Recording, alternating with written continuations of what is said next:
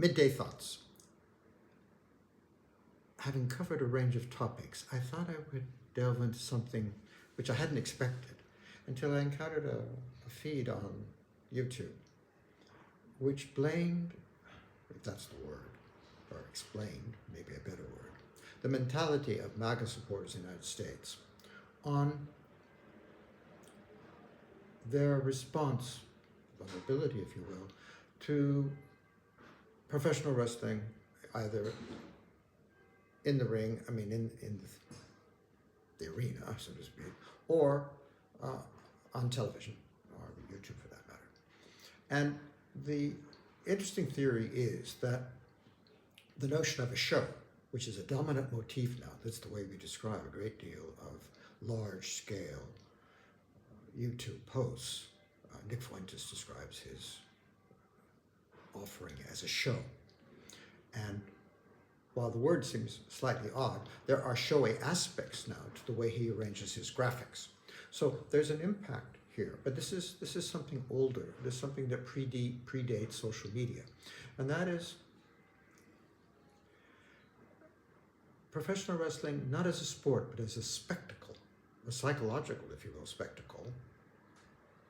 And the traditional objection that it is fake is what is demolished in this new feed on the impact of professional wrestling on MAGA.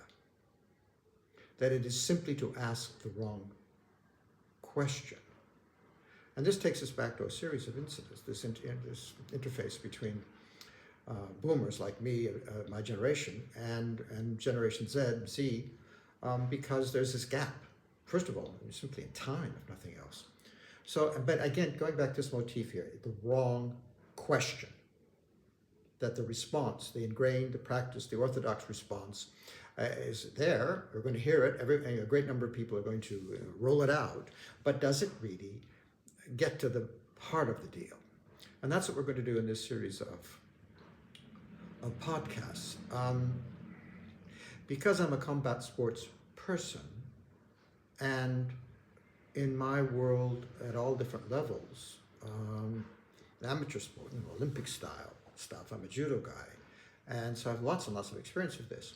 Nevertheless, in my milieu, in my network with people who wrestle in clubs, or wrestle privately, or go to matches, or are keen followers of various YouTube feeds on the subject and the various guises, I'd like to begin, actually, before all of this, which was with Roland Barthes, perhaps the most famous French literary critic of the past 50 years, who, among many things, commented on popular culture, and he had a very, very famous essay on professional wrestling in France.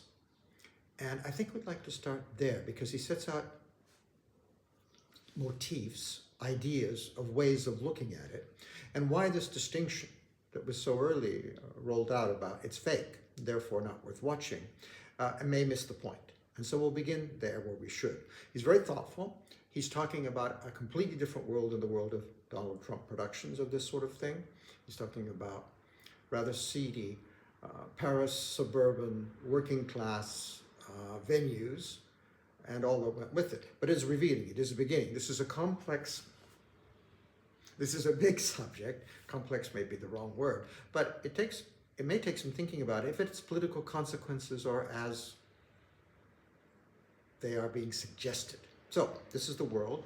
Grunt and groan may have more to it than we think. And as a consequence, we get a better understanding of all kinds of things. And this goes back to my fundamental stance about Nick Fuentes and what have you. Does Nick Fuentes watch professional wrestling? I have no idea. But that world, coming from my world, from the left democratic, liberal, call it what you will world,